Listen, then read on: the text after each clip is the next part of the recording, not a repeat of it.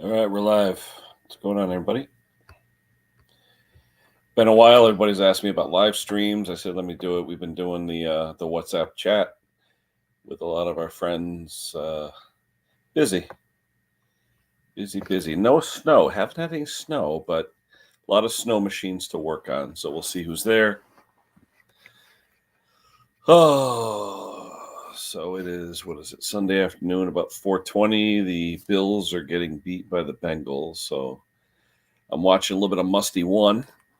See what's going on, see if anybody's around. I'm talking to Mr. Pate on the phone. But he had given someone a lawnmower, and I got that running today. Did a snowblower today, did a snowblower yesterday. Those that saw the video saw it yesterday. Who's here? We got... Oh, I got to put it back into StreamYard. Hold on.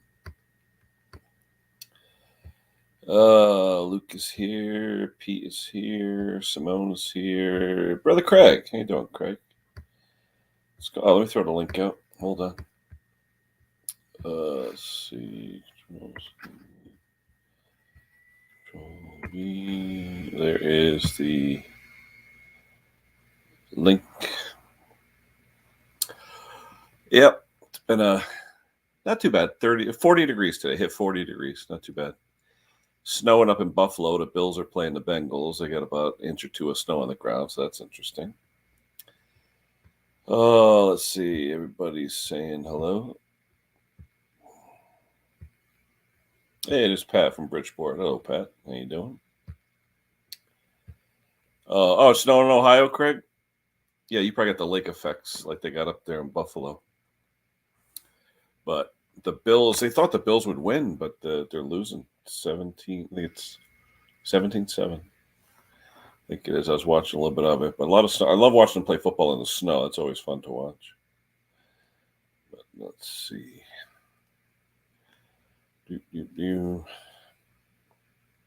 Yeah, snowing in Buffalo. Love watching them play in the snow. That's always fun. Mr. Palmer's here. Hello, Tim. What's extremely cold? Extremely cold for me is about anything under 0. Uh-oh. Is that Hank? Hold on. Hank. Wow, it's dark there. What's going on, Hank? Oh, it's getting dark out here. What's going on? Yeah, how come it's so dark? I know. It's been a while since I did a live. I figured I'd do it. That's Simone. Boom. Hello. Hey, guys. Hello, love. Hello, love. There you go.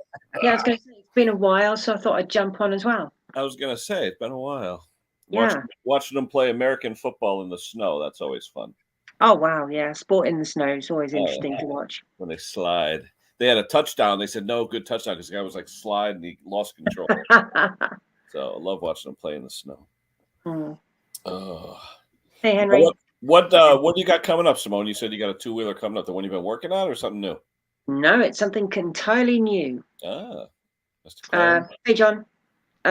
This certain 2-wheeled item will need a name. And because I've only picked it up today, and we're doing some modifications to it. Something you bought or working for a friend, or what is it? Something I bought. Oh, okay. What's here? Hello, Motor Coach. I think it might get used a little bit before it's really, really, really going to be needed. Something for the street or what? A motorcycle. No, but I'm saying for the street or. Can't really tell you. It's just right. I don't want to let the cat out of the bag, you know. That's all right. Yeah. We're looking forward to it. Yeah. It's Gary. What's going on? Hey, Gary. Figured I'd pop on and say hello. How you guys doing on a Sunday? Well, I wish I had the snow like they had up there in Buffalo. You know, I got 3 snowblowers in the shop now, but who knows when we're going to get anything of significance. Yeah. I had 3 yesterday. I'm down to 1. Delivered. Okay, Luke. He's just said he thinks he knows what it is. Hey, Rich. That was a good thing today. Unfortunately, this morning I was doing my deliveries. Oh, wait a minute. It doesn't have to do with the lady who passed away, does it? No. But that was quite a shock, actually. Yeah. I've been delivering to her for like 8 months, doing shopping You for get and helping attached to out. them or what? You get attached? You do, unfortunately, That you sucks. do. Yeah. And yeah, that was a bit of a shock. Her family turned up and Huh. basically said that she'd passed in the night. So Ooh. whether it was last night or night before, I don't know. But Well, Mick was horrible. asking, did you eat the meal? I'll be right back. no. Well, what was it anyway? Was it something decent or what? What was it? It was roast chicken, cake, Yep. banana, and a bottle of Diet Coke. Oh, okay. Was she ill, Simone, or just something sudden? She didn't seem right the last couple of weeks, Oh, okay. and she looked like she was trying, she was going to retch, Yeah. all the time. But That's too bad. no, she just didn't seem like her normal, like happy self. So I gotta say though, Simone, this is the first time I've seen you on here where you're not huddled up, you're not bundled up, you're bubbly, and you're not sick. So Yeah. it's good. It's good to see Well, it like that. I've got my dressing gown here just in case I get cold. Sorry about that. But yeah, I'm okay. I just got really upset this morning when I found out she died. I was gonna say that sounds terrible. But yeah, getting the new two-wheeled item on the Is that channel. something that just came all of a sudden, Simone, or what was that? Like a spot, like spontaneous thing, or what? Kind of. I was looking for it on Facebook. Yeah. Went to go and buy it on the Friday. Yeah. The chap said his wife would be there to let me purchase the item, and they forgot. Oh. So yeah, had a bit of a run around on Friday for no good reason. So yeah. So when are you gonna post that? Sometime next week? I haven't filmed anything yet because I'm only just like figuring out how it works and everything and how it all. Where are you storing it? You got space? In the house, Ooh. believe it or not. There you go. Hey, Gary. In the house.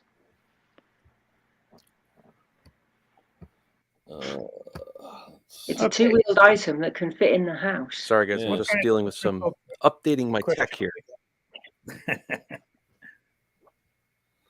Yeah, Gary, when I came up last week, I actually had that snapper module, but I never gave it to you.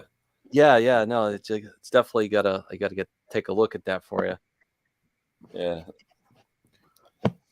I'm sorry, I'm just a little discombobulated. I finally had a breakthrough. So you ever watch something on eBay for a while? It's like, okay, they list it for a certain price, and if you watch it and if you wait a while, they'll make you an offer to say, hey, you want it? Yeah. Well, that just happened to me, and I just put this is my recording, studio. I have a mixing board here on one side. I got my little mixer for when I do these lives, right? Well, I also have, studio monitors behind the camera here, and I have a little mixer for that as well. But every time I would connect something, like it could be a guitar or even the mixing board, I get this really nasty ground loop buzz. So I figured, I knew what the problem was, but I'm like, I don't want to spend $55 for this little box that would solve the problem. They offered me for, I think, like $34 and free shipping. I'm like, done. wait, hold on. Whoa. You can't make your own? Oh no, I could, but I would rather. I was going to say, you're Gary V. I mean, you make your own. I could buy one for a lot cheaper. I did make one though. Then that's when I was working on another little tinkering project. But no, I just put it in and it works great. So I'm just all happy now that everything's working the way I want it to. So now I can crank the music. That nasty hum when you plug something in. Well, that's it. I mean, you're trying, it's a ground loop, right? You're trying to make a lot of different pieces of equipment work together. Yeah. And it has nothing. And a lot of people make the mistake of, you take, you make the mistake of, taking this ground pin and you break it off and then it stops the buzzing. Well, then when you touch the metal and your hand starts doing this very small because the current is low, you shouldn't really be getting a tingling or a shock from it. No. So it was, instead of breaking safety ground, you break the ground on the audio line, which is what you're supposed to do. Hey, Wayne. How's Wayne doing?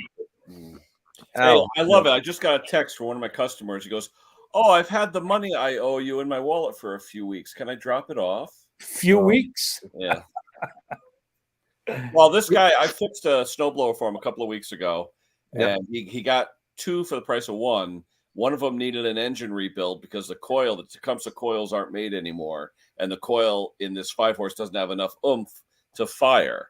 And now we changed the head gasket because we need a head gasket. It's just not enough to fire. It'll spit and pop a little bit, but some of the old Tecumseh coils, I'm thinking about maybe putting in a toaster oven, try out that trick.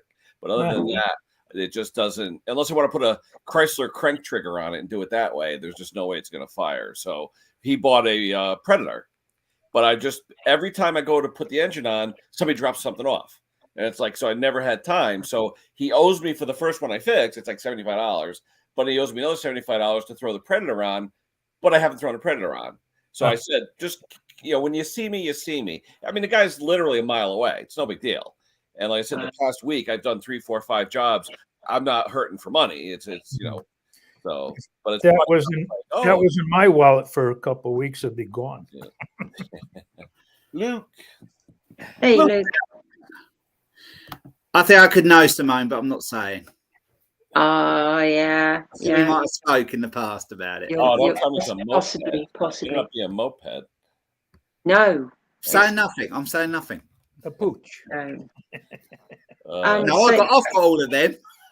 Gary, saying about being offered things on eBay, I was offered an LP, an album on last weekend. And I'm thinking, I need to wait till my money comes in.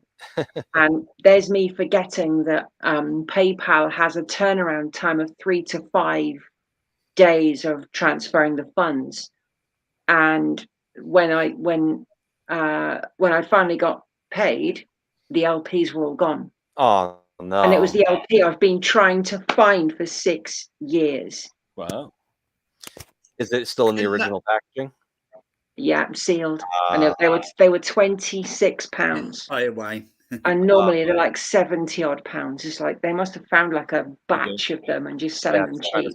Yeah. Oh, that stinks. There's a new place here in our town. It's called the Underground Cafe, and it's like half like a breakfast place, and then the other half where it's a bunch of couches and tables, and then they have all the vinyl, all the 33 and third vinyl albums, and they could be used, they could be new. And you just go and you can actually buy them. There's a corner where you can actually put it on the turntable and listen to it. And it's it's a nice, cool place. I don't think LDM.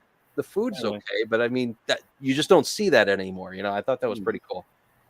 You've just got to, when you see that one thing, you've just got to try and make it happen. Whatever your financial state, you've got to try.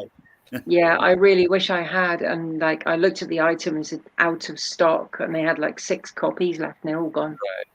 Well, it's not like you had the money. You had the money. It's just that it didn't transfer that fast. Yeah. Wayne, you watching the game? Yeah, I was watching the Bills. They're losing right now. Yeah. They said they were, I thought they were the underdog. They were supposed to win it. I don't know. Yeah, well, I was hoping they'd win. It's been a while. Yeah. How about that pass that they called? They said he wasn't grabbed onto it or something? Yeah. Yeah, he didn't have control of the ball. No. Hey, Joe Burrow's a good quarterback, though. You can't complain. He's a good quarterback. Yeah. Good game. But I love when they play in the snow and they slide around. It's hilarious. Yeah. So how's everybody doing? Luke, I haven't seen you for a while. No, I haven't been on the lives much. I went on Conkers for a little bit yesterday, but I haven't been on before that. I haven't been on one for a little while.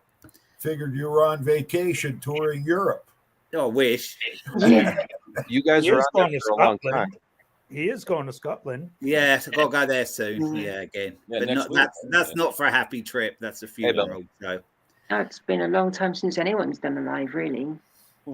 It's been a while for me. Yeah. I keep getting asked. I keep getting asked to do one, and I'm tempted. John keeps asking me to do a live. I might do one day. I was planning on it because I've got the NEC coming up. I wanted to do a Q&A. Oh yeah, that'd be fun. So yeah, I've got a lot of preparation to do. So. When is that? March? March 25th, 26th. Oh, for people coming to the show, but for me, it's for the public, it's Saturday, Sunday. Yeah. For the show side of things, when people bringing their vehicles, it's Thursday, Friday, Saturday. Oh, Sunday. Do I know what you bought? What we were talking about because of the show? Is that what we're talking about? I don't know, Ken. Possible. Oh, okay. I think I know then. All right. I don't want to ruin it. I think I know. If what we've been talking about comes to fruition, Then I think I know. Okay. I'm not gonna spoil it. No, please don't. I just when you said the NEC, I'm like, hey, did she? No. Who's got the best Change idea the for subject. me to remove Yeah. drift pins? Who has what? What? I've got a second stage impeller that I got to remove off a snowblower shaft, and instead of having shear bolts or shear pins in it, Yep. it has, the roll pins. Yeah. So wait, spiral pins? Yeah, the roll pins. They're split. Well, no. There's roll split I'm not too pins, sure. and then there's spiral roll pins that go all the way to the center. No, you get the flat roll pins as well, Yeah, don't you? Like the smooth those ones. are fun because they expand, and you got to tap the crap out of them. Okay, these things have been seized in here for I don't know how long, and Jake just bought a whole new tranny, like a whole new transmission casing with the shafts and everything. I think it cost us like $175. You got to either heat the crap out of it. You can't drill it because it's hard. They're hardened. Rich, did you just break 30K? It had a hole through it, and I went through the original hole with an 1/8-inch drill. Then I tried to do a little more. It's not working, so I got to drift them out. Yeah, that's hardened spring steel. You need the drift pin with the little tit on the end of it. On the end, yeah. But even a spiral pin, sometimes, Hank, it's almost right to the center too. Yeah, there's not much of a hole, But I think heat them up cherry red too. Yeah, I think I'm gonna have to put it's the heat spring to steel. It's hard. Yeah. Yeah, I'm gonna have to put the heat to it. Yeah.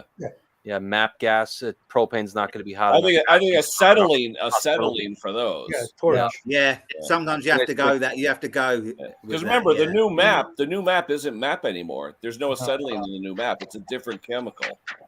Well done, Rich. I might be able to wrap the bearing coil from the induction gun right around. Oh yeah, that's right. You got the induction gun. Yeah, heat that thing right up and get that whole thing red hot. And very red. Yeah. Try to drift it out. Can't be tight if it's a liquid. The what? It can't be tight if it's a liquid. Yeah. No, it doesn't heat it up that much.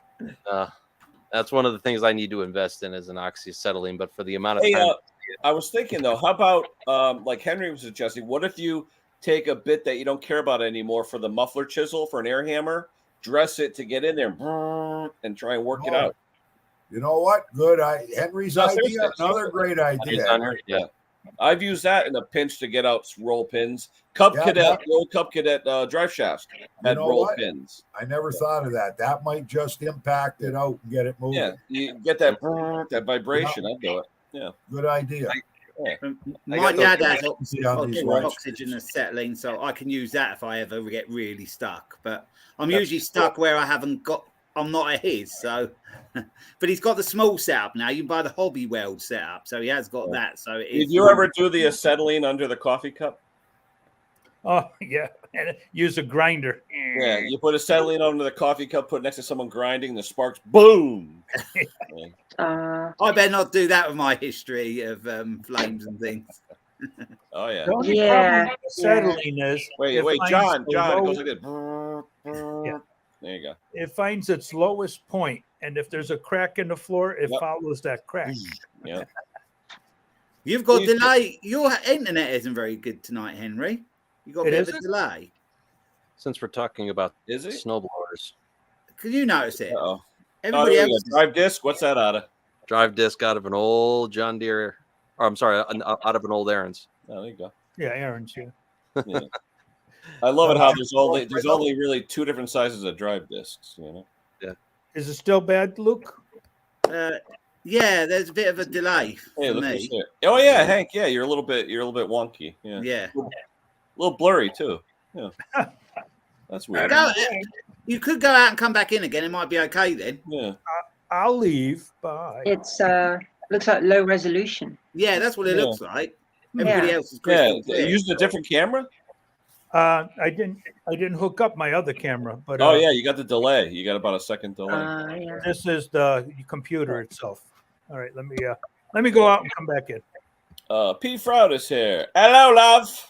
Hello, love. Mick. Let's see, Mr. Roy. Hello, Roy. We've been watching some of your wood turning. There's a guy. I hey, Roy. His name here.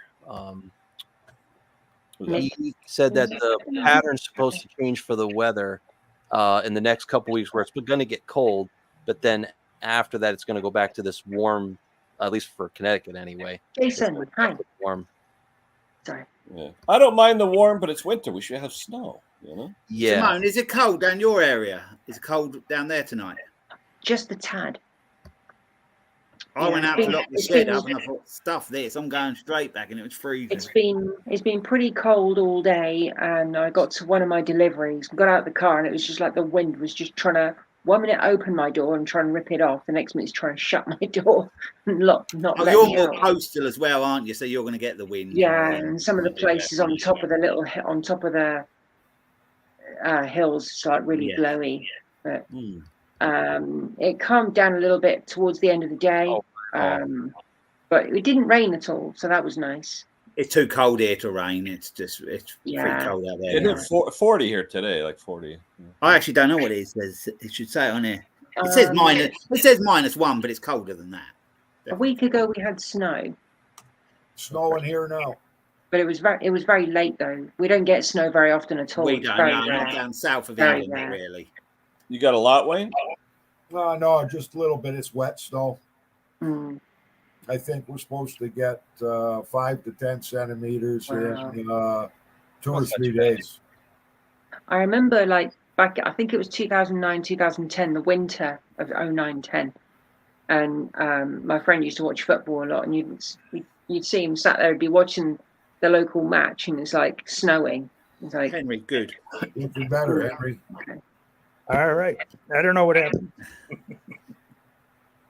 yeah, it's been a while since we've had snow. It's got to be Last at least. time we had proper snow, I think, was really proper snow was 2018. The Beast from the Wow. East, they called it, and it was. Oh yeah. Yeah, it was pretty bad that year. That did not reach us here. It did No, not reach because you're us sort of west, aren't you? It's sort of yeah, because Yeah. we're a peninsula stuck out into the ocean. yeah. The air's just too salty, so it just never settles. We got Apart quite from- and it hung around for a bit. It don't usually hang around for long down here, but it It did. hangs around, and if you go up to the moors down here, it does stick onto the moors. Oh yeah, but coastally, nothing. What's Look the at what more? Ryobi's making. If you look for like Bodmin I Moor, saw that, Henry. oh, hang on, if I type it, Ryobi. Well, you You're got not going to to miss that thing, are you? Imagine that. You're not going to miss that. Yeah, you've got Bodmin Moor. I'll be right back, guys. Oh, I always forget the name of the moor in Devon. There's a Dartmoor, isn't there? But what is a Dartmoor, moor? that's Is the a moor like an Dartmoor. island, or what is a moor? It's No, just no, sort it's- of. It's just sort of rugged land, isn't it? Really. It's rugged land, like you would have seen on Top Gear years ago, where like Clarkson driving through the wilderness or something. Big areas, and you sort of. Yeah, it's very rocky. Yeah. You've got sheep out there, and Desolate, gorse quite land. desolate area. Yeah. Yeah, it's No one very really lives up. No one really lives No. up there. it's very Yeah, inhospitable. They gave it that name because it takes a little more effort to get through. Yeah. Wouldn't be surprised, yeah. And you get like the peaks in these areas, and they call them tors. Oh, I've heard of Tor before. I've heard that. Yeah, but it's spelled TWR, I think. Yeah. Well, you get the Yorkshire moors as well, don't you? And then you get Yeah, the it's the Dales, same you sort of get the thing, same Dales, sort the of Yorkshire Dales, and yeah. Yeah, if you go out there, you're more likely to find big holes in the ground and fall down them and not be able to get out. Yeah. You know. Yeah, It's and an plus open, you've got, desolate area. You're surprising, Yeah. you know, we've got that much really because how populated we are. But down here, yeah, very much so, very much so. Yes, Dartmoor. Yeah. I'm gonna text Brucey, see if he's around. When I was younger, I used to go down to Bodmin Moor with a friend of mine from school, and we'd go is to a little Bodmin, place called Leamore. is that Cornwall? Bodmin. Yes, Yeah, Bodmin that Moor is is in it. Cornwall. Yeah. But there's lots of tin mines and such up down there, and a lot of the areas where they were mining is very unsafe. So it's like really not worth going there. Saddleworth Moor. Yeah, that's where the well-known one for the Myra Hindley and Brady. Oh, okay. Is Yeah, it- what that was That's near Manchester. No, Bradford. Is that near Bradford? Bradford. No. Actually, it could be. I don't know. I get confused. If the tide's coming in, then he won't be doing his metal detecting. But if No. the tide went out, then he'll be there. Looking for more bottle caps. Yeah. He's weighing them in. He's going to weigh them in for scrap. Yesterday when he said the low tide's coming in. Yeah. Well, that was a nice bracelet he found. Yeah. I'm wondering if it was real diamonds. It looked like it had a lot of gems in it. Yeah. Pete, I hope you're not working on mowers right now. You're going to be absolutely frozen in that shed. Yeah. He was out there all day. Just gonna see how cold it is here. If he stays in there too long, it'd be like one of them people they find in the Alps. I know. Yes, this They've been morning up there he's for all years. bundled up this morning. Yeah. Need another coat, Pete. Well, he's got the little propane burner. It could be Manchester area. It's up that way anyway. More north. It's currently 6 Celsius down What? here. Really? We got minus. It says -1, but I think it's colder than that. Apparently, it's 6 Celsius. Apparently. Even my dog wanted to come in, and he don't really care about the cold, so it must be cold. Yeah.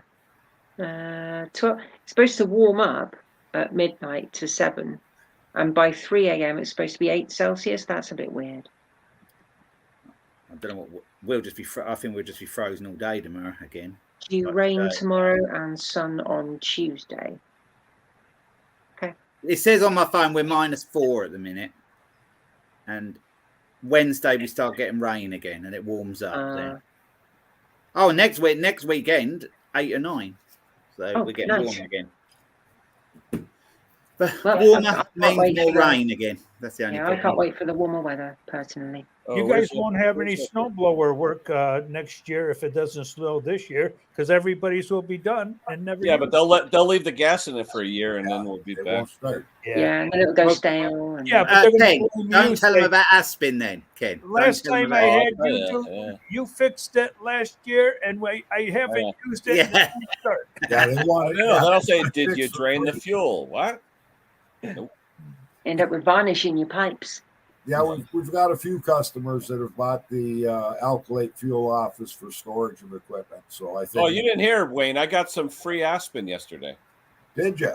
Yeah, my dealer. I'm talking to him, and we're talking about fuel. And I said, "You realize that the steel motor mix is an alkylate fuel?" And he goes, "What do you mean?" He didn't realize about alkylate. So we're looking on the thing. It said alkylate, and I go, "There's this one fuel though I'd love to get my hands on. It's called Aspen fuel." He goes, "Hold on." He goes in the back room, comes back, boom, a quart of each, Aspen 2 and Aspen 4. Where the hell did you get that? He goes, salesman's been coming in trying to sell me this stuff for months. And he goes, I never knew anything about it. I said, oh, stock it.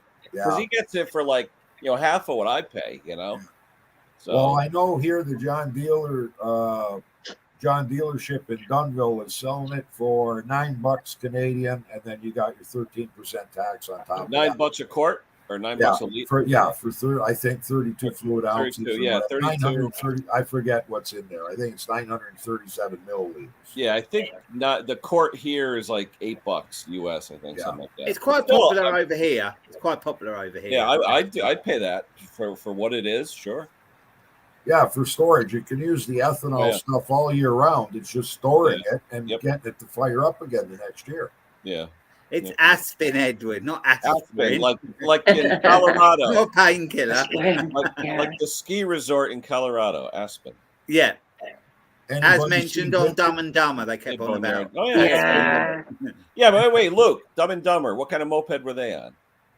I'm not sure what that was, actually. I couldn't it was a little monkey bike thing, weren't it, I think? I think it was a monkey bike. Yeah. Well, was it? Yeah. I'm sure it was a monkey bike. I like that bit where the other one's got freezing cold hands and he goes, I'll have to take one pair off because my hands are getting a bit sweaty now. Yeah, because they're so cold. One from peas. Yeah. Yeah. Stupid film, but I like it. Oh, yeah, it's just ridiculously silly, but it's fun. He's trying to find out the name of that woman, and he looks at the name on the suitcase, and he reads the name on the Samsonite, weren't it? Was that big? Yeah, Mary Samsonite. Yeah. Yeah. Anybody see Vintage's video on that inductive spark tester? Who's that? Vintage in Australia. Oh yeah, Tom. Oh, he's in love with that thing. He's in love with it. He goes to bed with it now. It looks like a nice unit. That's the one that he got for Greasy Shop Rag. Uses Scott. Okay. Yeah. But I said to him, I said, the only thing is, anytime I see those light type testers, is it really true and is it really whatever? But he said the only thing he really cares about is during the day you can see it. Yeah. Where you can't see the other kind during the day. So that's really why he bought it. But it did make sense though. The other day he tried it and I was online with him live and he got too high of a reading on voltage. I said, check the resistance. And sure as hell, the plug it was a resistor plug with like no resistance in it. It was a bad plug. So it made sense. But the problem is you can't even get them because they're all out. Yeah. Are they on back order? Everywhere. Are they? Yeah. Because They're it's hard to great find. for one person, eh? Like if me and Jake are out there, one of us can be looking if we got spark, the other guy's pulling the recoil, right? That's how I do it. By yourself, you either got to film it, or what I do is, if I've got the flywheel exposed, I'll just put the drill to the nut on the flywheel cup and spin it and watch if I got spark. Yeah. Sometimes I put on a mower, I pull the cord at a strange angle, so I'm round the sort of front so I can see. Yeah. He does a lot of his stuff like me outside though too. And I didn't realize when he does his testing, he goes across the street to the park. He's got a park across the street because he doesn't want to. Got a lot of older neighbors and stuff. He doesn't want to piss them off. And as well, it's getting up to it's a good weather there as well, and it's so bright. Summertime now, sun, isn't it, there as well? Yep. Yeah, they only $75 too. That's expensive. Tester. I mean, like today, I made $100 for doing just basically swapping out a carburetor, and it's like I could buy spark testers now. Have you been using your new tool, Ken? I used it twice, but it got me pissed a little bit because where I really wanted to use it in between the tire. Wayne, you know this. You're taking off those inner bolts on the valley pan on the snow blowers, the ones that have the inner 3/8 bolts that you can't get to. I tried to use this ratchet in between with a small socket. It was a 1/4 inch too wide. I was like, son of a gun. I end up using those sidewinders, See, we stand them up on end when we're doing the service position. Pull the tires off because we're gonna lube the axles up, and then we can get at it. And I just use a little hand. I'm not as thorough as your son. No, that's me. Oh, I do that. Why, you doing it too? I thought it was just no, me and him. If it wasn't for the old man, he'd never be able to keep up with the work. I tell you, you guys are busy as hell 7 days a week. That's something. Yeah, pretty well. Today's a day off. He's just posting up his video for tonight. Yeah. Any MMA stuff or whatever? Last night was a pay-per-view out of Brazil. Mm-hmm. Now, does your son actually fight the thing, or that you guys just like watching it? No, we just like watching it. We've got a local guy here that's got a MMA business that he opened up, and he just signed a contract, I heard, with Professional Fighters League, the PFL.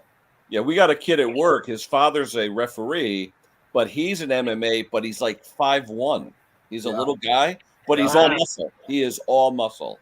So anyways, we got some people that want us to take an EP hat or something to the guy and see if what he'll charge us for like a sponsorship. Oh, that'd be cool. To wear it in his first fight or something. Eh? Oh, that'd be something. Yeah. Or put our logo on his shorts would be really nice.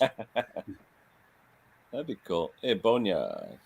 Yeah, you're going to have to hire people then because just you and him. Don't want any more. Can't handle anymore. Then why are you going to put a logo on there? Just to be able to say, there's our guy. Because I think this kid actually has a chance to be the champion in the PFL. Yeah. Now Mega here, he's New Zealand, and so he's summertime too. Ah, cool. All right, guys, it's 5 to 10 in the evening over here. I'm going to head to bed because I am quite tired. So yeah, have a good evening wherever you are. Bye to everyone in the chat. Hey, bye, Simone. Thanks, Simone, when are you gonna reveal your? Yeah, when are you gonna do the reveal? Well, I need to do some filming tomorrow. I need to go and buy some bits and pieces to go with this item, and I'm going to do some modifications and such. So, yeah, just to personalize it a little bit and make it run better. Are you teasing Ken, Gary? Yes, I am teasing. Yeah, I am. I didn't look. What's that, beer in his hand? Simone, I hope you. Oh, you got a beer. Yeah, I hope you find that LP you were looking for. Yeah, it's The Darkness, the last of our kind on, I think it's purple vinyl. Yeah. Vinyl is Yeah. very difficult to get anything that's new production, because I think there's only like 6 or 7 plants in the entire world that still press vinyl. Yeah, and once they've run out of that album, that's it. You're done. Anyway, thanks everyone. I'll see you all soon. See you Bye, later. Good night, everyone in chat. Bye bye. Kenny, I'm going to head out to the shop and watch the rest of the game. All right. Take it easy, Wayne. Nice seeing See you guys. later, Wayne. We'll Take talk care. to you soon. See you, Wayne. Nice being on live with you again. Catch you later. They're all leaving, dropping like flies. Yeah, just It's only 5 o'clock here. Yeah. It's nearly 10 here. Yeah. that's right. You get okay. So it's 5 hours ahead, and then when it's 4 hours when we spring ahead here for daylight savings time in the U.S. Just for a couple weeks. Yeah, Just for a couple weeks. Yeah. because I think John Clem, I think he's different again, isn't he? And He's in a different time zone. Yeah, Time zone. I think Yep. he's six hours behind us. I think. Yeah, he's an hour behind me. Yeah. And then you got Brucey, which is way different. Yeah, I don't even know where. Well, no, he's only an hour behind me now in Mexico. Only an hour behind me. I mean, when he's at home. Usually he's 2 hours behind me. Yeah. I texted him. I don't know if he's on the beach or what. Oh yeah, and see, Mega Fix It is 11 a.m. He probably Yeah, he's the same time as. So that's 11 a.m. That's Monday 11 a.m. They're ahead, aren't they? Oh, wait, 11 a.m. Ah. 6. I'm thinking it's like Tom is ahead of us, isn't Oh. he? Like when we're going to bed in the UK, Tom's getting up. Yeah. Yeah. Wow, he's 18 hours ahead of us. Wow. Ugh. I mean, my contacts over in China, I think they're about 10 or 11 hours ahead. Mm. That's like when we have to order something and the guy in New York, oh, it's too late in the day to ship it out. I'm like, call your California warehouse. Yeah, Monday. Mega Mega Fix's weekend is totally over. You know how many times they're like, crap. Yeah, you got a California warehouse. California warehouse, and I'm usually conversing with China or Australia, usually around 8 o'clock at night sometimes. So it's just that time difference. Hey, Francis. Yeah.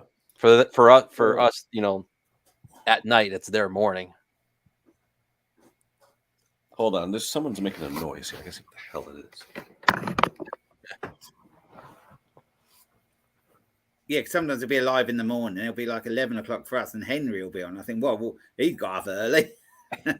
Yeah, no, and even Ken, he's on like stupid early in the morning. See, we're not, my wife and I, we're not morning people, but we're night owls. We'll be up. We'd usually go to bed like around 11:30 midnight, and then take care of. I'll go to bed at 1 or 2 and be up at 4 or 5. Yeah, you don't sleep, you and Henry, do you? Yeah, I don't know. I mean, I don't have insomnia yet. So I like my sleep. Thank you very much. That noise you hear, tick tick tick, is my kid with a ball and a hockey stick going. Okay.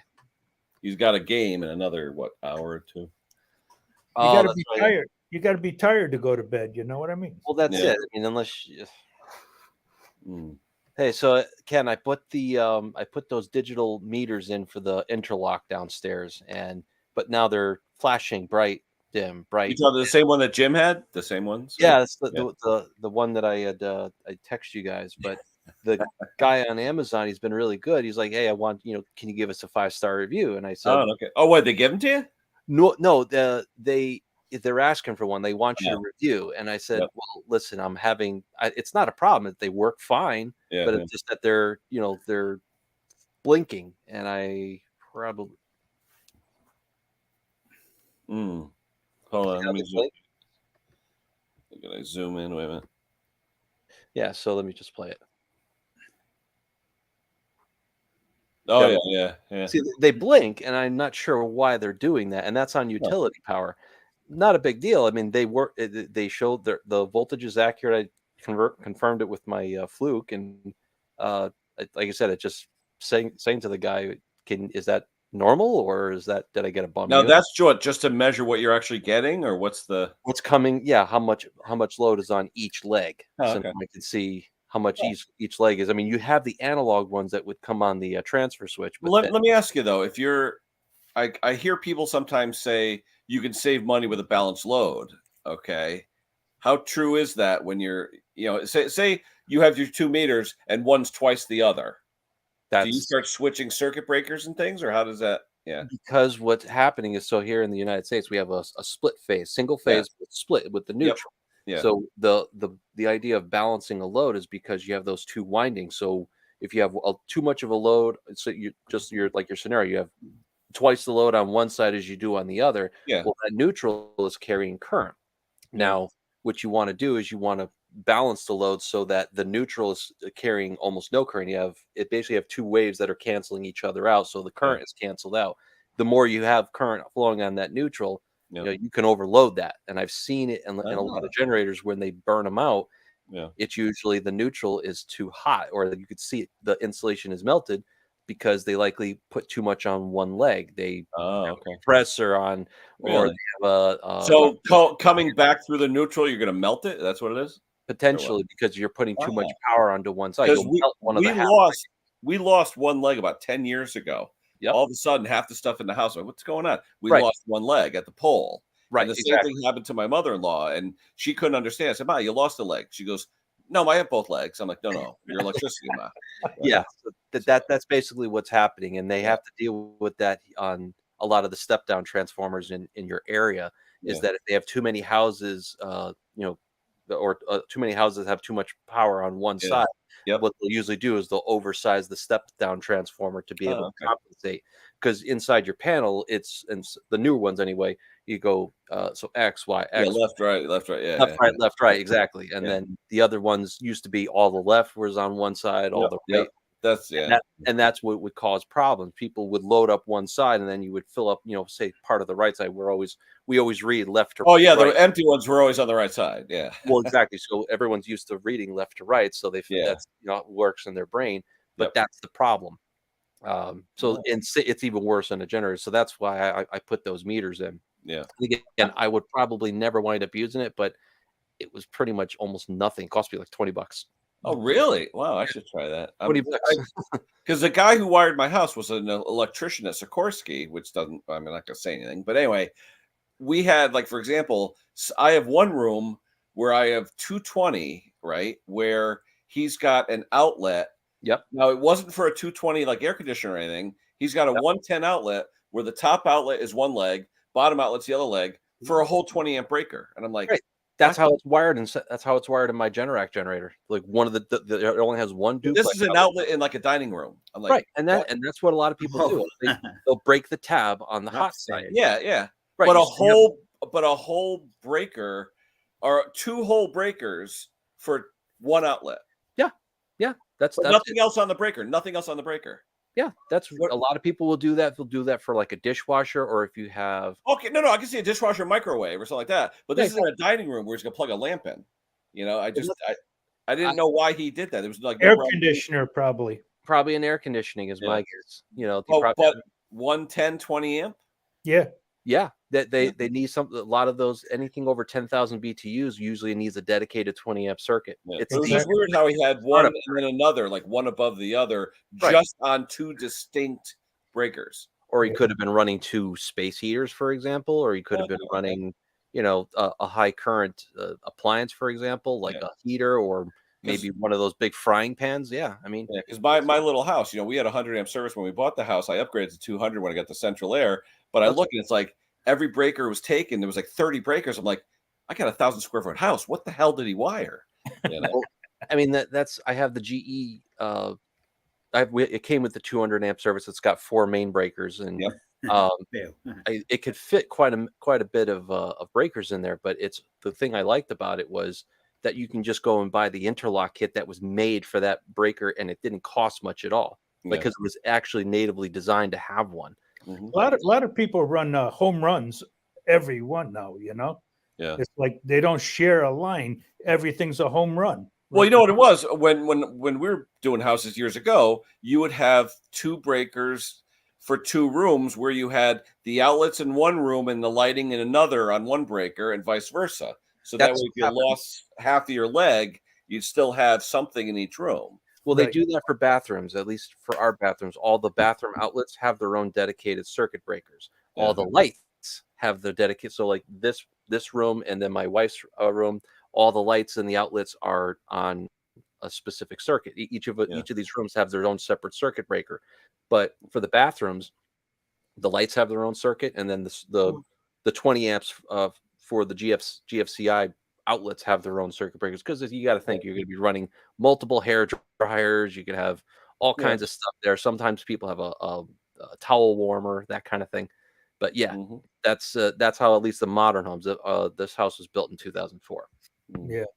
I got a question for you, Gary. When you finish a generator or you fix in a generator, do you tell the people that, if it's not a clean wave, THD, you might lose your television or microwave or anything electronic? This topic, no. To the short answer is no, because this topic usually goes over people's heads, and I've been writing a lot about it. But there's a lot of people on the power equipment forums, the generator forums, and I've been really melting people's brains on there with it. But it is a real thing. It's just that it's a cumulative damage over time. If you're using your generator over a long period of time to power your furnace, to power your television, whatnot, yeah, I'm sure it'll work for a while. Yeah, but Gary, for the layman out there, the dirty power, what does it attack and how does it do it? What's it killing? It is usually it's usually heat. It's usually so electric motors, so PFC motors, so induction motors. The harmonics was what we're talking about. Dirty power. You're getting voltage at higher frequencies that you don't want. That's the simplest way I can explain it. If they are a certain level of harmonics actually creates in that motor, it heats up the windings because it's causing a reverse torque, meaning if the motor is spinning one way, it's creating that harmonic distortion is creating torque in the opposite direction. So it's actually fighting against those bad harmonics, and it heats up the windings. Now, say for example, a blower motor in your furnace, it's only gonna run for 10-15 minutes on a cycle. It's gonna build up some heat, but it's not gonna build up that much. But if it's cycling multiple times in an hour, then it could potentially overheat and burn those things up. The controller boards those harmonics won't. You're running, so the controllers run on DC power, right? It's running probably like 5 volts. That's the logic boards.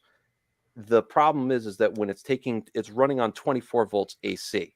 It's stepped down from 120 down to 24, kind of like your doorbell systems or your thermostat system runs on the same voltage. It'll rectify it to 24 volts DC, and then it'll have a linear voltage, a regulator to bring it down to 5 volts. Well, those harmonics, those rectifiers are not going to be able to filter all that out. Most of these boards, and that's why I'm working on a video. Is that the company that you just did? Yeah, they're saying. I don't want to give out too much of people. It's, this company, it's the top engineer that has designed HVAC control boards. There's a lot of manufacturers, but this one I've gotten their ear on because one, he's been in there for 40 plus years. I chatted with him for over an hour. Just he helped me out to get our Wi-Fi thermostats going. But he took the board that I have. It's obsolete. It's been around for a number of years, but it can support the Wi-Fi thermostats. Now they're taking that one, making a new version, but he said that they're adding surge protection, they're adding filtering, and anything that it's not going to harmonic distortion is still going to potentially damage it, but they're building it a little bit more robust where there wasn't anything before. There was no filtering, no surge suppression or anything like that. So is it almost like putting heat sinks in or something to take the doing that. They use MOVs or metal oxide varistors to hit down on any voltage, say greater. I just found out what that was the other day. The metal oxide varistors. Yeah, I just discovered that in something I was reading. Yeah, they're in your. Well, you can't get here. People think they're capacitors, but they're not. No, so that's your most basic component for surge protection. Basically, what a MOV does, without getting technical, is right. They actually, what they'll do is they have no resistance. They're connected between your hot and then your neutral, right? And you have 120 volts going across it. Well, it doesn't have any resistance, meaning it doesn't carry any current at that voltage. It's when it spikes above, say, 132, 150 volts, what that device will do is it'll start conducting current. So it acts like a capacitor even? No, it acts as a short circuit above voltage. And when that happens, it'll force that it'll sacrifice itself. It'll take on all that current, all that heat and voltage, and then go back to your circuit breaker panel to cause it to trip.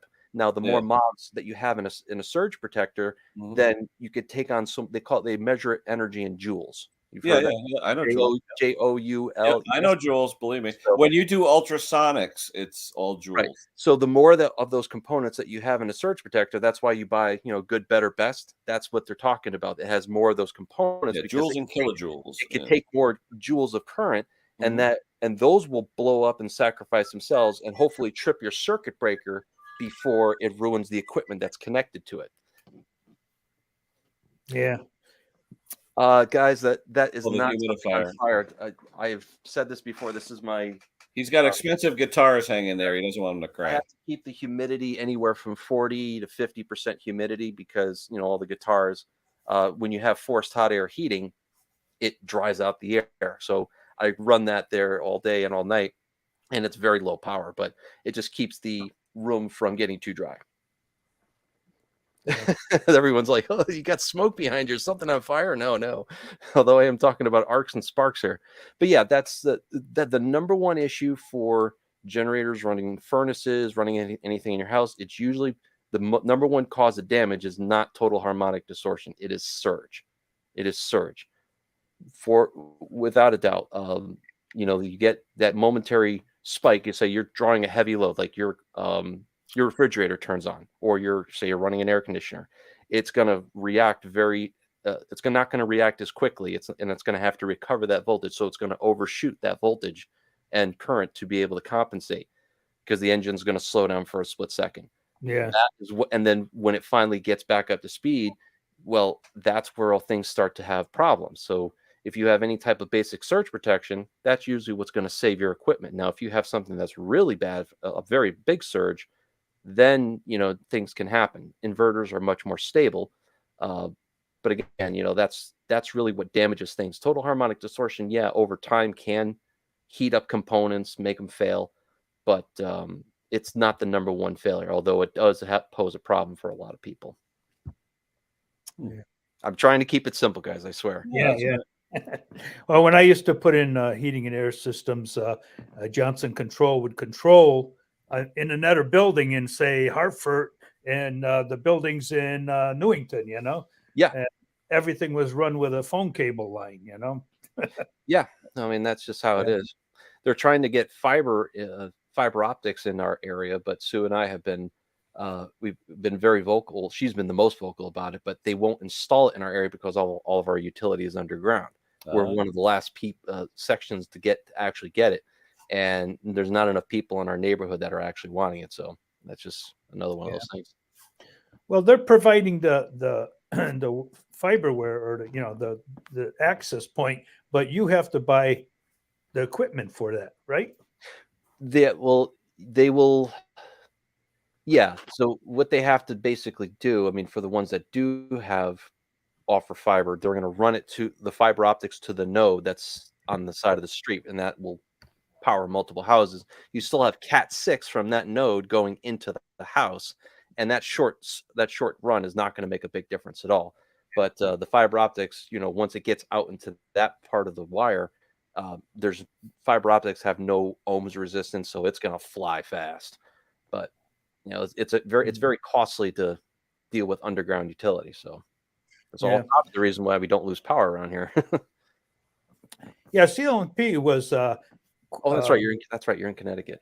Yeah, was working on hardwire Wi-Fi, and I wonder if that was like part of the same scheme. But everybody says, Wi-Fi, but they were saying that whole house electrical system is going to be, no matter where you plug in whatever outlet, you can get Wi-Fi. Interesting. Yeah, but weren't people using house wiring for their antenna for that, or for the connection? You're talking about Wi-Fi extenders, and it is possible to do that. So actually, it's funny. You guys are touching on something that I just finished fixing here. We have a security system. We have a security camera system, and it's wireless. We have like 8 cameras, and then we have our Wi-Fi. There's the modems downstairs. Then you have a Wi-Fi extender for my work computer behind me. And then we had another one that would get to the other side of the house because it wouldn't reach the TV in the spare bedroom. Well, it turns out that if you have, so the Wi-Fi is, you've heard of 2.4 gigahertz and you've heard of 5G, right? So Yep. 2.4G versus 5G. Well, all these devices most of them run on 2.4G. 5G is still kind of very new. 5G gives you a lot more bandwidth. You can download videos much quicker, but 2.4, it gets very crowded. So there's, in that 2.4G, there's channels of 1 through 12. I figured out that the router downstairs for the Wi-Fi was running on channel 4 or channel 6, but then the security cameras were also running on channel 4 or sometimes channel 8. So they're right next to each other. They were causing interference, too much traffic. So what I had to do is I had to go set the Wi-Fi router to be on channel 1 or channel 4, and then the security system would be on channel 12. How do you do that, Garrett? Dip switches, or how's that? No, I had to go into the actual router settings and then select it, and then I had to reboot everything. So now the security system and the Wi-Fi no longer interfere because now they're spread apart in that 2.4G. And so far, it's not causing any problems because we'd have a lot of problems with internets dropping out. I just went up to Litchfield to swap out the modem, figuring that the modem was the problem. Seemed to be okay, but I didn't figure that out until I started researching it more. So let me ask you though, when my kid is playing his video game, is there a way for him to go in there and set it so that his TV or whatever game is on its own channel? Is he directly connected to the router? No, but he could be if I wanted to. That'd be the better thing. No, I'm just saying, to get him the best performance, can you do that? Can you assign a cable coming out of a router port to a channel? Well, no, you're setting, is he connecting wirelessly or wireless? Right now it's wireless. Wired or wireless? I can do wired if it would help, you know. Yes, do wired, because if you're I used to game when I was younger, and believe me, you could spend hours upon hours, days even. And tons of money. It's just ridiculous. Wired is far more superior than wireless, because wireless you're taking up limited bandwidth basically. There's not a lot of traffic there, but it's how fast it gets to the computer versus the servers. It's called ping, and that's what you want to.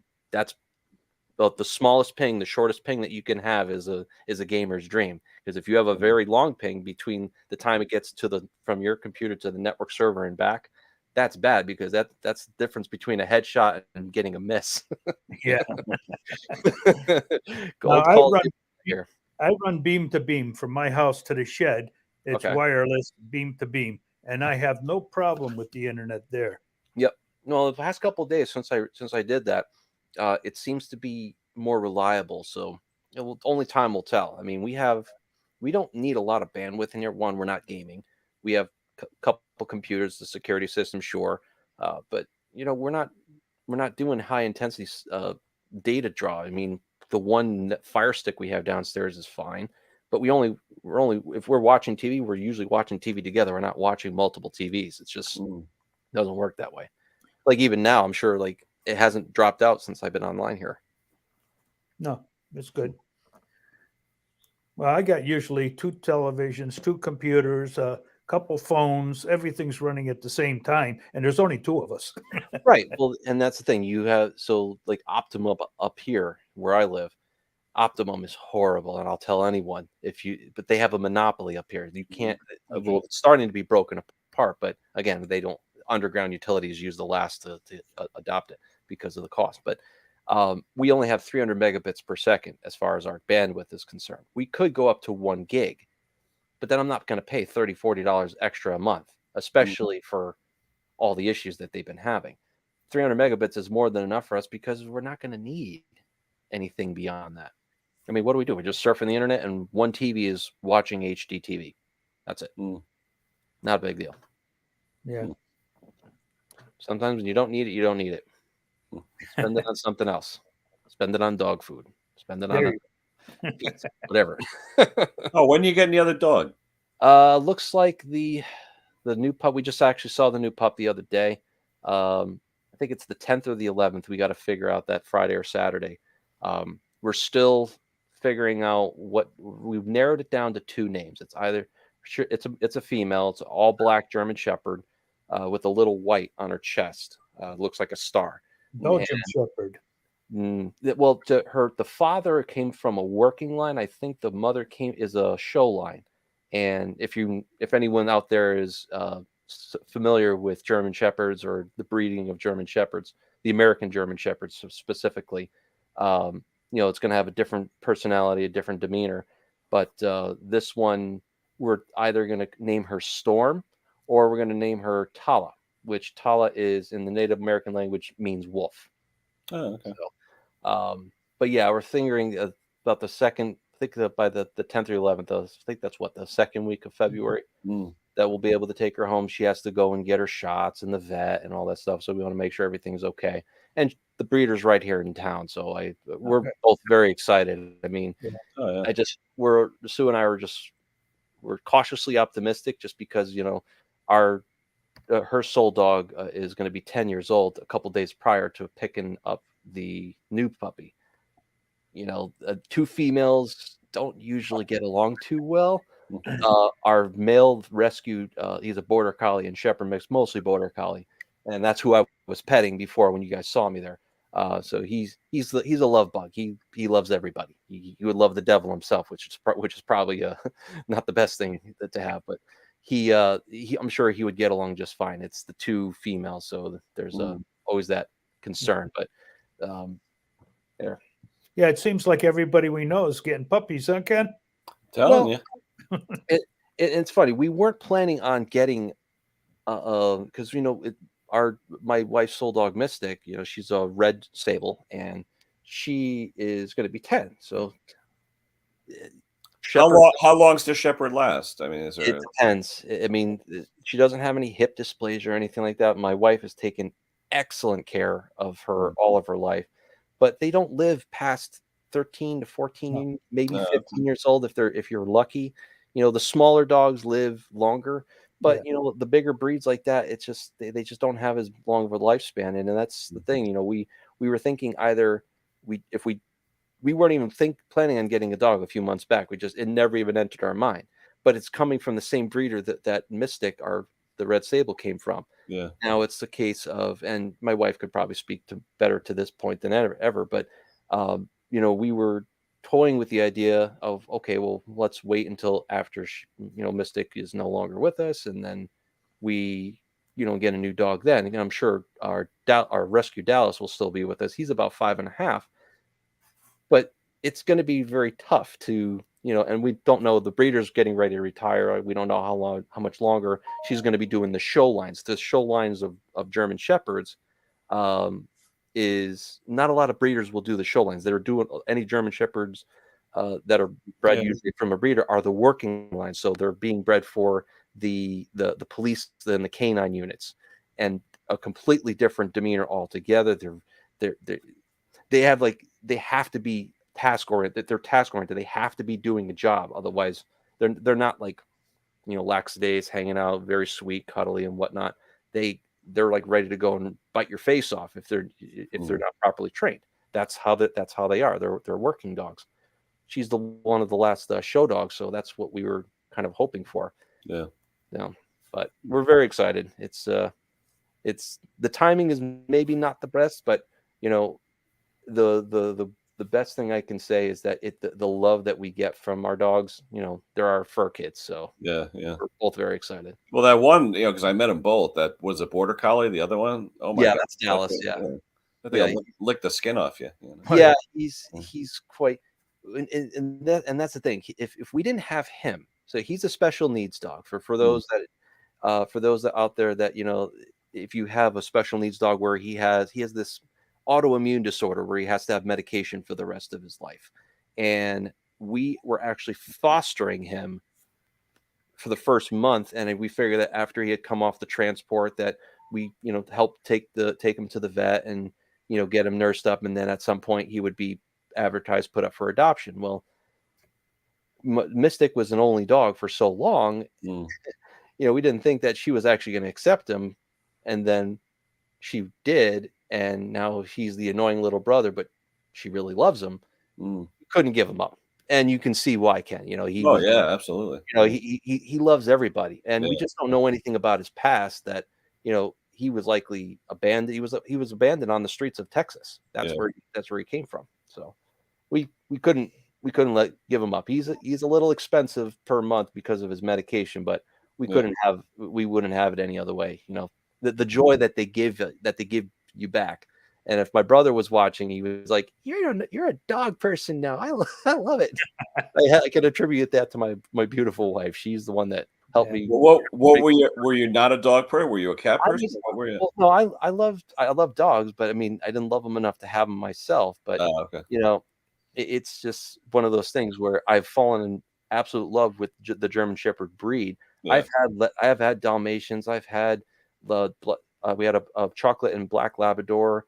Actually, it was a mutt. It was like her name was Jenna. It was like a black Labrador, English Setter, and Dalmatian mix, but mostly black lab. And that dog just loved everybody.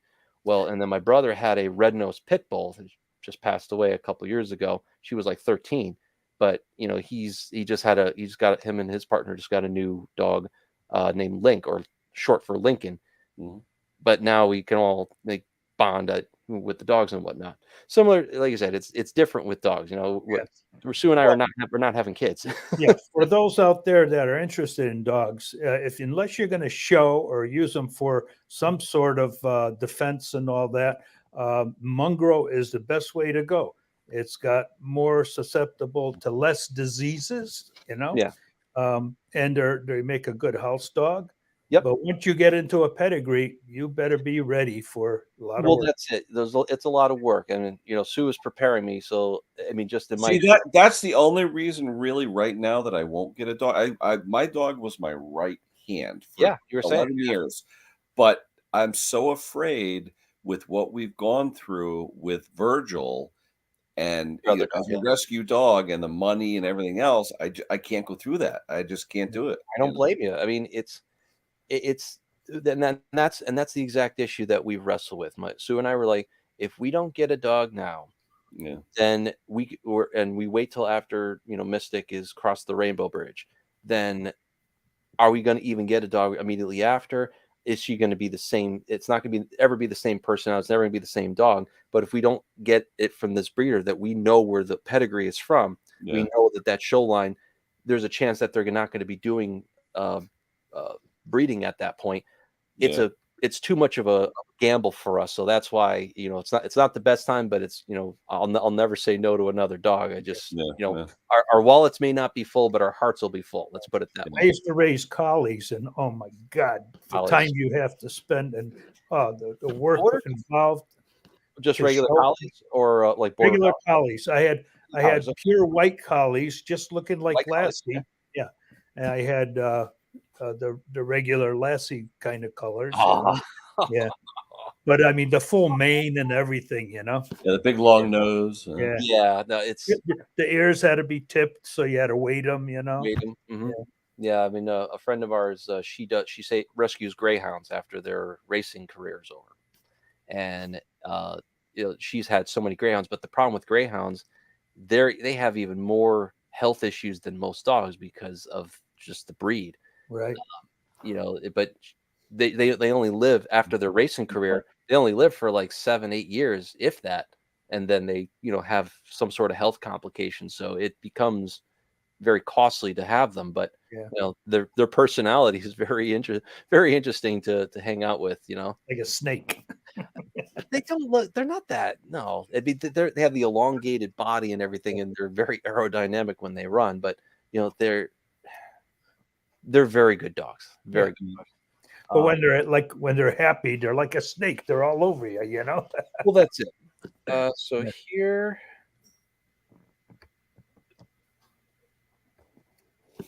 for those that are curious, nice. That's what, the puppy or the pup.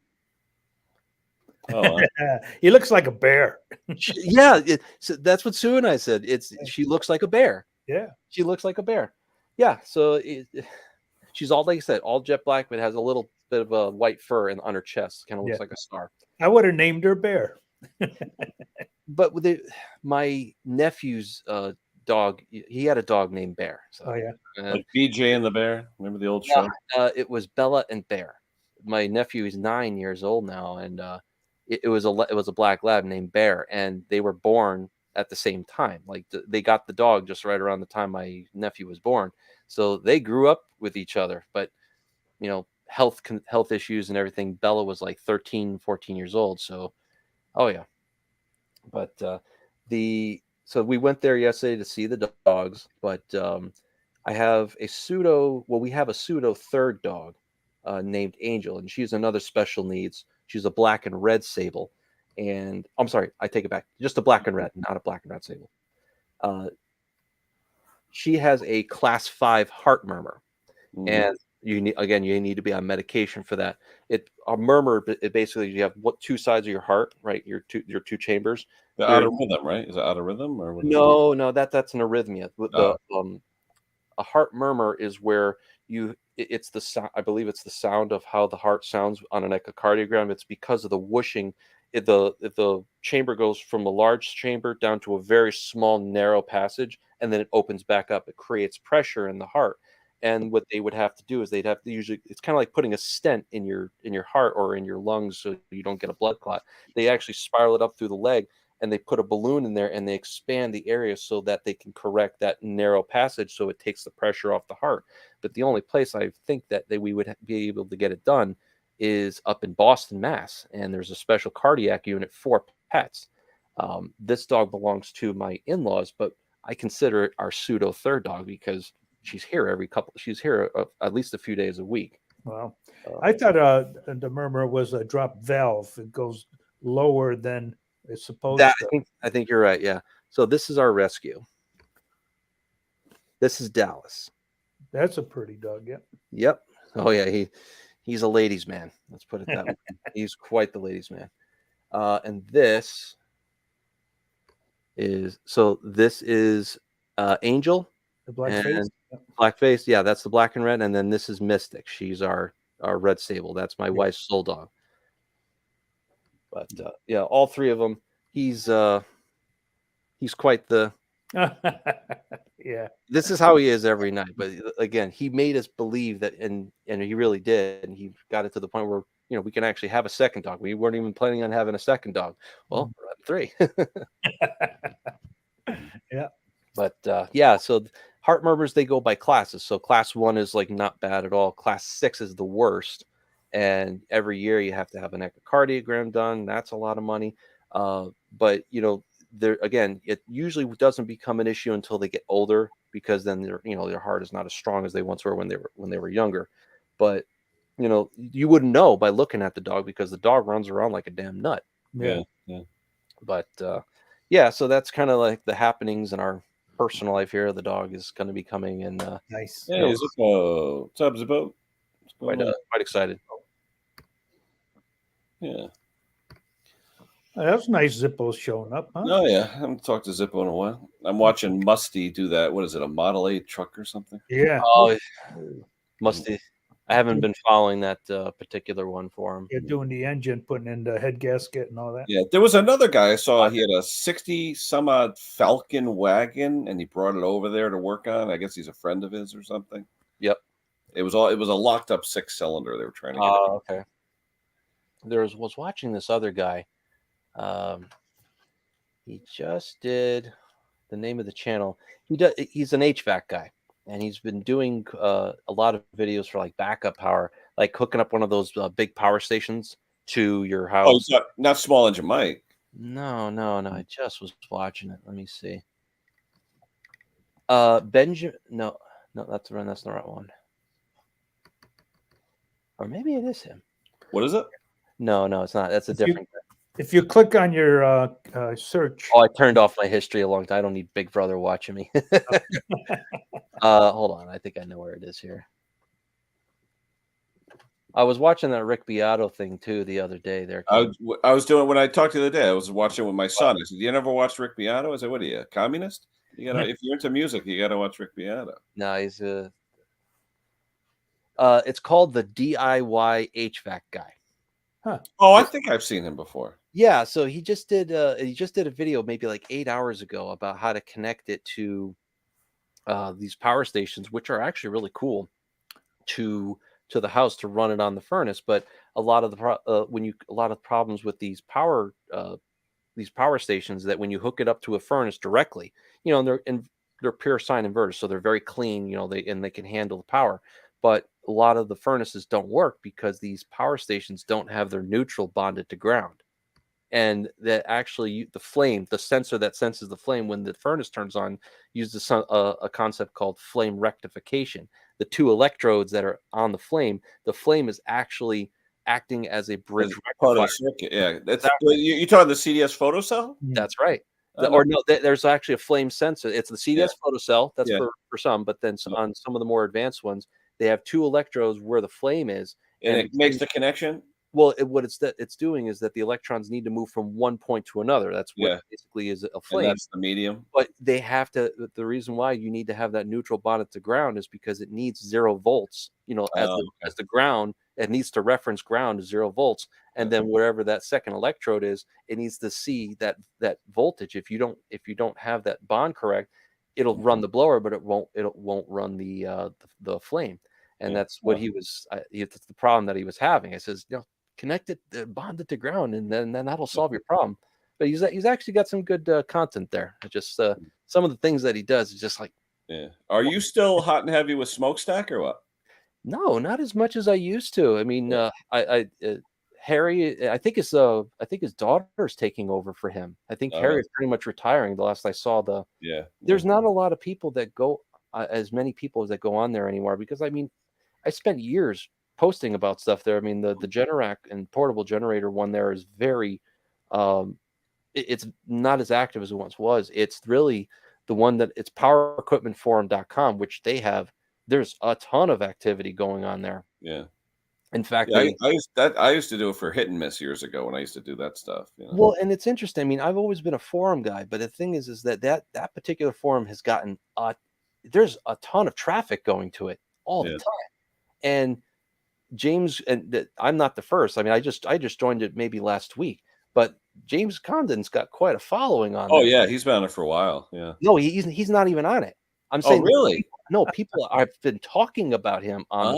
That's why I text. I thought he was like on it. That's why I told I text you and James. I says, hey, you're getting a following on here. You may. I heard you say that. I was wondering what you're talking about. I didn't realize.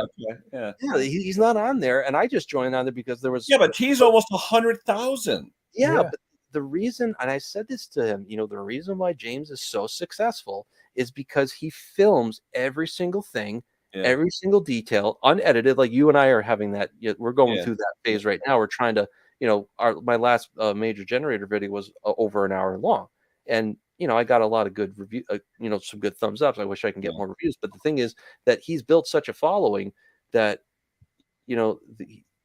how much he shows is what is important. That's what people want to see. They want to see every little thing. And obviously you'll run, the video without sound and running it at like 4 times just to kind of get through, putting screws in, something like that. Yeah. But, that's his appeal. And I think that's amazing. I think it's great. Yeah. Not too long ago, I posed the same question to all my subscribers. What do you want me to do? Shorter videos, longer videos? Because I did hear, some people say the videos might be too long and all that. Well, I got a lot of good reviews on longer videos. Yeah, the one I did the other day, people were commenting real world. I went all the way through that thing. I was, oh shit, I forgot the gasket. Damn it. You got to take off but hey, I said, no, and I said to myself, I'm leaving it in there. I don't care. That was good. That was great. Yeah. People like if we're gonna, and I think that's what James' channel and my channel, your channel, Ken, they're looking at. They want to see as much detail as possible. They don't. We're just normal guys. We're not pros. Right. And we're just trying to, the monetization is a part of it. I mean, I don't get paid a lot. No, me neither. But it's just something we enjoy doing. We like. Yeah. And I will say the first that I'm not the best teacher in the world, but if we want to show everything that we're doing, and hey, if people are willing to watch it, I mean, thanks guys, I really appreciate it. Yeah. The short, the YouTube shorts, for example, they now monetize that. I mean, am I going to monetize a 10-second thing? No, I mean, I'm not. that's Yeah. stupid. But I mean, you The could one guy I know, Richie Mowers and Blowers, he's got 33 million on a short, and it's not even his. well, again, you could do 15 seconds or you can do 60 seconds. And I've had some success on some of the shorts just doing, if it answers one. But you know what, though, Gary? I would rather do a minute and a half of explaining something because I find that a lot of people don't care for the shorts and don't even watch them. That is Whether true. the title's good or not, I'd rather do a minute and a half video saying, "Hey, quick tip, boom." Yeah, I've noticed that's that's a little bit more effective than the shorts. Yeah. And I'm going to be doing less shorts myself because I just don't see it. I understand why they Yeah, make shorts as if, like I said, I get something, it's blown into a million pieces. Hey guys, look at this. trying to Boom. compete with TikTok, and I Yeah. don't Yeah. give shits about TikTok. Yeah. It's no one's gonna. If I'm not going to be doing stupid dance or anything like that, that's what Yeah. TikTok is for. But yeah, so I mean, a minute and a half video, 2-minute video, sure. The click through rate, you look at your analytics, you'll see Yep. that your click through rate is very good within the first 2 to 3 minutes. Anything after that, it drops like a stone. But if you have a very long video and you're going through the whole process, then the start to finish, well, then you have your click through rate is probably going to be, if it's an hour long video, mine's right now anywhere from 10 to 15 minutes of interaction, which, that's how long the video would be if I didn't. But 10 to 15 minutes, is that total time watching, even if they fast forward or what? Yeah, I think that's what it means. They're watching it on the average watch time is about 10 to 15 minutes on a lot of those videos. And again, that's how long I would usually make a video without cutting through everything. But Well, that's why I put in my last video. I said, you don't like the 1 minute when I'm getting something tough? No, just fast forward. Fast forward. Well, that's what I do. And I mean, I'm the worst to say, it's just, I'll fast forward through parts. Parts even on James's videos, I'll be like, I know what he's going to do. He's going to take the carburetor apart. I know what he's going to do. He's just going to put it in the ultrasonic. Mean, what I'll do with yours and James too, I'll watch the same portion 7 times until I get it. And then I'll go on to something else. Yeah. But there's times where I rewind watch, just because I'm getting it, but I'm not getting it. So I'll keep watching it until it's ironed in my head. Yeah, I mean, I've reached a point, and I think James is reaching a point too. I mean, he's got so much content out there for various models. He's touched a lot of models that are out in the market today. Yeah, and that's the appeal. That's why his channel's growing, because when they have a problem with their generator, they are looking for that specific model, any videos on that specific model. Hey, did he have this problem? And they're going to watch that video. He's got a dichotomy of generators. Like, does he have good playlists on his channel? And he's made some playlists, all that stuff. Yeah. But see, that's his appeal. He's got that specific generator that that person's having a problem with. They're going to watch that video, and even if they don't, even if it doesn't solve the exact issue that they're having, they at least were able to gain some information, and they spent some time on his channel. Right. That's the cool part about it. For us, we don't see generators that often. I mean, the reality is, I mean, it's just funny. Every other month. I watched James, and so many people have commented saying, I don't like him because he dubs in all his audio afterwards, but he doesn't. No.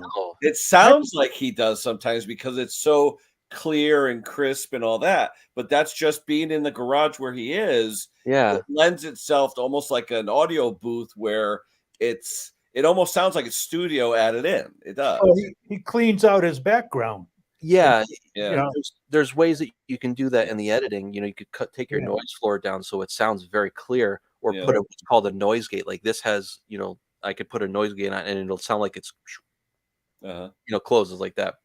I mean, I even have the audio, the acoustic panels behind here so that I saw those. Yeah. So I don't get the reflections, but but again, that's what's cool about his channel. And again, he speaks very what's the term?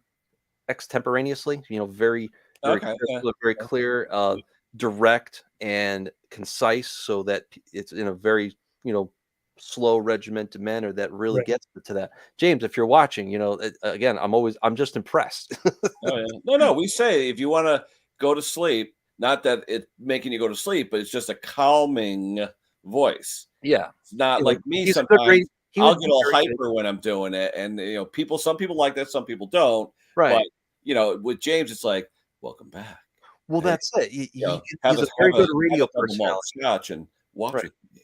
You Well, know. that's it. You said that his videos, if they're an hour long, that's a 2 coffee. Yeah. That's a 2 coffee or 2 tea, whatever your preference. Uh, that's just how it goes, and it's really cool that he has that ability to Yeah. be able to do that. And he's struggled. He's already gone through those struggles, like what we're going through now. Do I make it shorter? Do I make it longer? Do I cut this out, or do I explain after the fact? Because I don't want to put on a video of me just struggling to put handlebars or something on there for 20 minutes because the frame is bent. You know what's amazing though about James? What gets me about James, which is totally wild, is that he's done all this, almost 100,000 subscribers on Yeah. a phone. I do it on my phone too. I was just saying, he does it all on his phone. And I'm like, you hear about all these people with editing and this and that and the software. He's on and he says a lot of it he'll do on the train going into New York City. He'll be editing and stuff like on his way in on the train. I'm like, holy crap! You see all these people. Oh, I got to get this software, that software, this microphone, this camera, wireless, and James is like, the cameras on the phones come a long way. Yeah, but even the editing, though, he said everything. Yeah. I mean, I do all the editing on my phone as well. It's a Galaxy Note 20, and I got the extended battery pack, and I use Vita, VITA, and it's a free video application, and you go through each one. Yeah, and it's with the stylus, it makes things a lot easier if you're, well, you can't really see it here, but when you're doing it on the phone, it's a lot easier. I gotta ask James what he uses because I love how he adds in little pictures and things like that. I have Vegas, I just haven't. The picture-in-picture. I mean, you could do that on the editing software too, but see that is, to me, is very important because I don't have, the Mac that I have is good, but it's older. It really can't be doing that kind of high level video editing.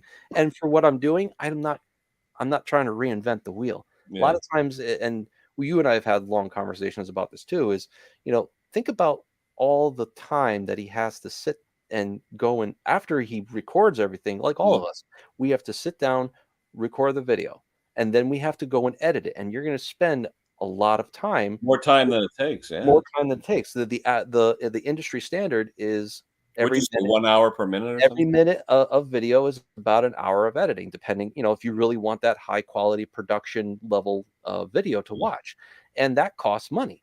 And it just, even him at 100,000 subscribers, I don't think he's really using that. I would think, that he wouldn't be using that money for doing the editing. It's if he wanted to get a part or get a tool, he's getting, when you approach that many subscribers, you get to a point where people like other companies are interested. Hey, let's show us, your product. Like Mowers and Blowers does that all the time. I think, he, what is it? Henry? And he's doing stuff like, outdoor lighting and underwear. And he does women's underwear. Yeah, exactly. But that's it. What was the last thing that James got? James got a product that I'm trying to think what the last thing he got. Oh, the heck he did. He just did one. I'm trying to think. The camera, wasn't it? The scope. Yeah, the tri-camera, the 3-camera scope. Yeah. And what's funny with that? I went to go order it because my buddy Wayne and we each wanted one. I said, I'll do it tonight. I got home. It was the $20 was gone. I'm like, son of a. Oh.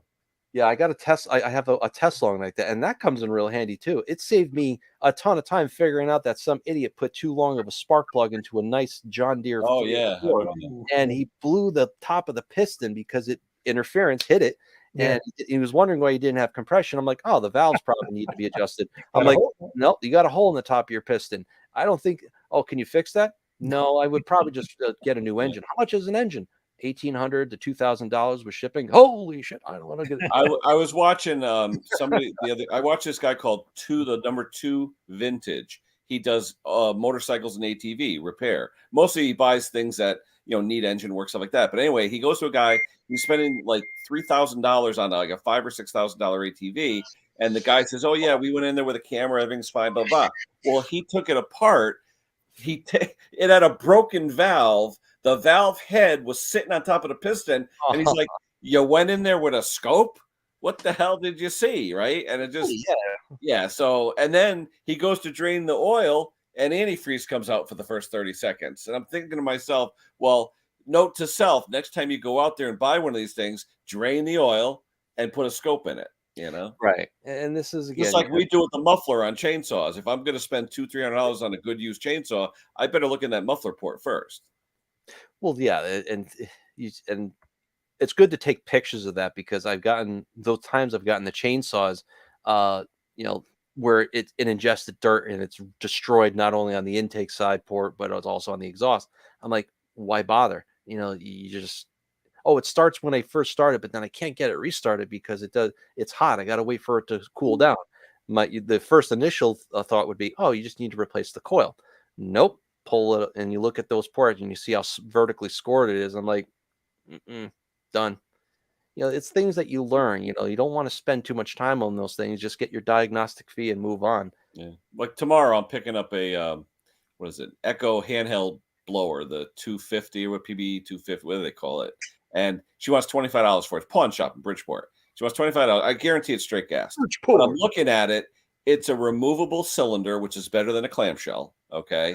It's $259. It was $259 new. Yeah. And if it's not scored that bad, I may be able to clean it up for $25. I'm like, yeah, okay, I'll take a gamble. Yeah, I mean, like the reselling of equipment. If you have the space at your house to do it, power to you. Yeah, little stuff I don't mind, but big stuff I just can't. Like my backyard, I got 6 tractors that hopefully next year or this year I can rebuild the engines, do what they got. Because I mean, you're talking $600, $800, $900 for these things when they're fixed. I got them either for a song or free, But for me, 3 of them I got for free, and it's like one of them just needs a head gasket, the other one needs a rebuild, the other one needs the valves redone because the guides walked up, in the V-twin. Stupid stuff, but it's more labor than anything else. Well, and those are the kind of machines that Sue and I, and when we look at our at the balance sheet, like when you get machines that only need labor and you don't need to put a lot of parts into it, if it's just tune-up parts, we make good revenue on those. But when you start to have to put when you have to put in, hundreds of dollars worth of parts because the belts, the bearings, pulleys, all these things, and keeping a junkyard of that stuff, that's the advantage that a lot of the small engine shops have. If you have a junkyard that you can go to, you don't have. Taro can walk in back and I got 6 of these engines. They'll pull something off. Yeah, exactly. For us, I mean, I don't want to keep a boneyard. We don't have the space for that, and 2, I don't want to have to manage that. Yeah. And it's just something that, okay, well, if I'm going to go and do a full refresh rebuild, change all the belts, bearings, pulleys, because the machine's 7-8 years old and you pretty much beat it to hell. If you want to make it last another couple years, you're going to have to spend $200 in just parts. Well, that's tough. It eats into your profitability, and you can only charge so much on labor to install it. Plus, you're also having to cover the labor of looking it up on the interwebs and figuring out what fits and what doesn't. Yeah, I was listening to Arch the other day. So, I got to go out to the garden and get a part. And you've had the camshafts. I mean, I've seen quite a few of the camshafts with the compression releases break. Yeah. If Kenny lived any closer to me, he'd be here. Well, I live closer to you. You're in what? You're in Farmington? Southington. Yeah. Oh, Southington. Yes, you're like 20 minutes away from me. I was gonna say, yeah, you guys aren't that far away. Yeah. Hey, I'm gonna end it. It's been over an hour and a half. I gotta see what's going on. But thanks to everybody for showing up. Gary, always a pleasure. Same thing. And hopefully next time we'll get Mr. Condon up and we'll go from there. But I got to hit it. Check out all the channels that you see on here. Anybody want to post any channels going out, feel free. I'll be on for another minute or so if you want to post your channel. And that'll be it. So post away. Gary, you want to throw your channel up there? Feel free. Yeah. Dude, And Hank, you want to do yours? Yeah. But who's in the basement? It's got to be Clem, right? Let's see. Yep. At the end of the show, it's always Clem. All right. He's waiting. He's waiting for me to hit the button. There he is. Yeah. There he is. Let me just put the. What's up, guys? Yeah, hold on. Did you post it, Garrett? Just about. I'm sorry. I'm having a. That's all right. I'm having one of your senior moments here. Yeah. Is he a moderator? No, I got it. Then you can't post. No, I got it. There we go. I still have I did what you showed me the other day, Ken, with the pop-up. Yep. How about now? Oh, okay. Curious. Yep. Okay. Helps if I turn them on, it helps. All right. There you go. All right, guys. We will. All right. Well, hold on, Johnny. All right. We'll talk to you soon, everybody. Take care, everybody. Bye. Take care. See. Boom.